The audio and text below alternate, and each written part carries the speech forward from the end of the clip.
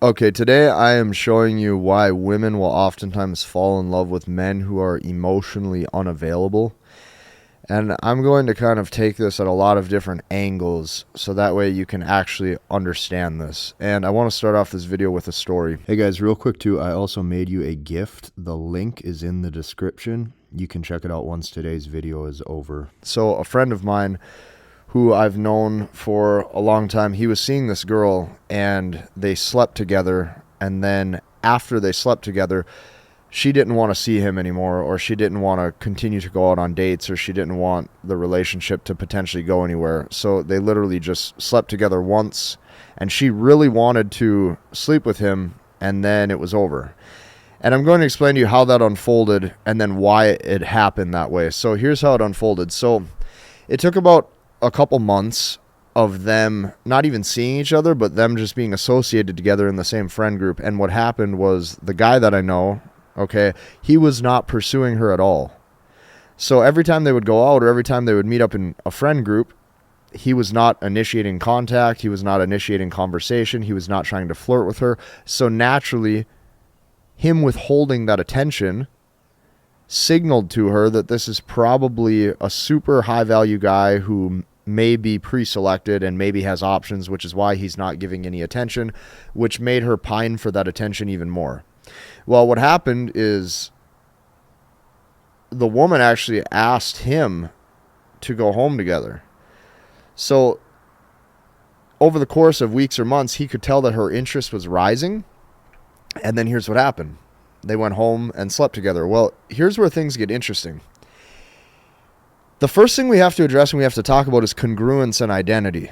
So the whole thing that a woman looks for oftentimes is identity, meaning the man is who he says that he is, and that stems into congruence, meaning he is how he is, he talks the way he talks, he says the things that he says, and he doesn't deviate from that, meaning nothing can bend or break him, nothing can change him. Here's where things get interesting. The woman who slept with that guy over the span of a couple months, he didn't pursue her at all. Well, then after they slept together, he started to initiate contact or ask to, go out on a date or something like that. Meaning there was some sort of initiating contact, and because of that, now he was pursuing her or he wanted to see her again. Now, even though he was not being needy, even though he wasn't overtly showing high interest, even though he was not, text messaging over and over and double texting and pursuing very hard, it was just a few texts.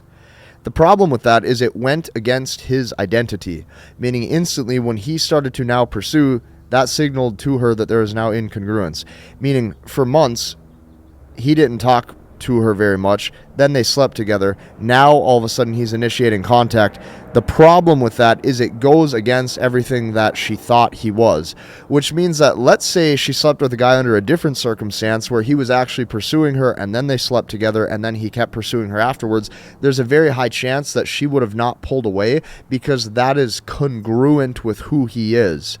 The second that you signal any sort of incongruence to a woman is the second that she pulls back. So here's what I can tell you. I titled this video, Why Women Fall in Love with Emotionally Unavailable Men, for a reason, and I'm going to explain. So these words that I use, like identity and congruence, I wholeheartedly believe a man can only internalize these things when he is following his God-given purpose.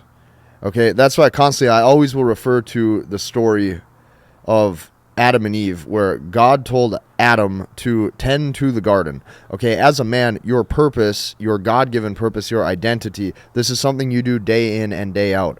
So your emotional availability as a man is always 100% of the time between you and your God-given purpose. That's it. You see, when guys are dating and they do things like not give the woman a lot of attention, oftentimes they do this on the surface level because they think that it's good game, when in actuality, a real man is not giving her a lot of attention because he's spending that time just tending to his own garden. That is the only way a woman will oftentimes sense that she should stay. And here's what I mean.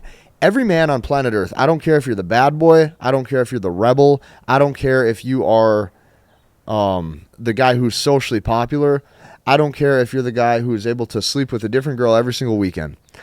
There will come a point where you run across a girl who you really like. And then when you run across a girl who you really like, if you are not dialed in on who you are as a man, your God-given purpose, congruence, doing what you do, acting how you should act, here's what's going to happen. You're going to sleep with her, or you guys are going to start to see each other a couple times, and you're going to change. And the problem is instead of being you, congruence as a man, identity as a man, knowing who you are as a man, what's going to happen is you're going to start to put the frame in front of her that you think that she will want in order to continue to sleep with her, or in order to continue to keep getting dates with her, and she can sense that so fast. That right there, when that happens, is where you fuck up.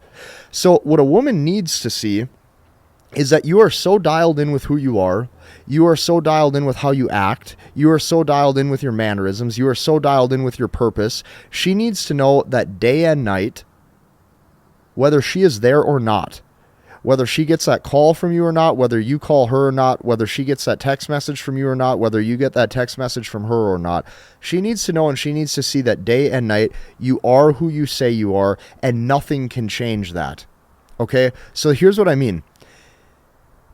A man who's dialed in, okay, let's just use the saying, tending to the garden. Every single day, you're a man who is masculine. Your relationship is between you and your God-given purpose, you and God. You feel as if you have value and you are put here on earth for a reason.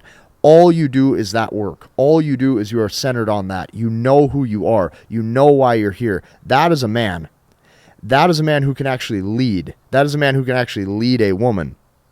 There's been many times in my life where I have not been centered on that even. Okay, so what you have to know is nobody's perfect. The journey of masculinity as a man is constantly ever evolving. What a woman sees is she sees this. She goes, okay, he's indifferent to my beauty. He's emotionally unavailable because his entire emotional availability is between him and his God-given purpose. Whether I text him or not, he acts the same.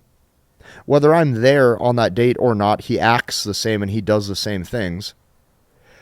Whether he has a date or a relationship with me, he is the same man, and this is not going to emotionally affect him at all. He constantly stays his path. He constantly stays his purpose. He knows who he says he is. That right there is now congruence.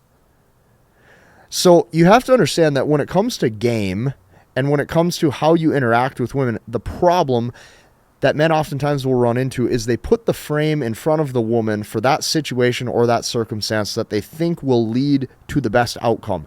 And that right there is where the fuck up happens. That right there is where the woman sees that the man is bendable or flexible in his identity and he doesn't know himself. So let's kind of come full circle with this and let's see how this all comes together. Congruence means you know who you say you are. Congruence means you are who you say you are. Okay, congruence means that no matter what, you are congruent with your behavior all the way through. That's very important. When you have congruence, you now have identity. Where does your identity come from? You do not get to create your identity. Your identity is built and found through your God-given purpose. And see, that's the problem too. When you don't know that purpose, when you don't have that direction, when you don't have that relationship as a man, spiritually or with your higher self, the problem is you're constantly changing paths. The problem is that you don't know what you're doing. And there's not a single man on earth that can tell you what you should do. That is found and that is built internally.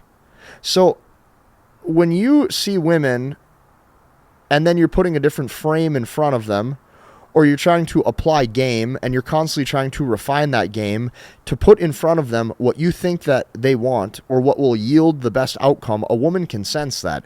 And even if you guys end up sleeping together, she will eventually see that you are acting away and doing things outside of character, which she is going to see means that you are now incongruent with your past behavior. And if your behavior last week is different from your behavior this week, she's going to sense that incongruence like that. So to come full circle with this, congruence means you are congruent with your behavior 24/7. Now, that is only found when you have a fixed identity, meaning you know who you say you are, and you don't bend, you don't break, you don't waver. Every day you wake up, you tend to the garden. It doesn't matter if you have a 10 out of 10 Victoria's Secret model in front of you. It doesn't matter if you have your girlfriend in front of you. It doesn't matter if you have the prettiest runway model in front of you. You are who you say you are. you're indifferent to her beauty.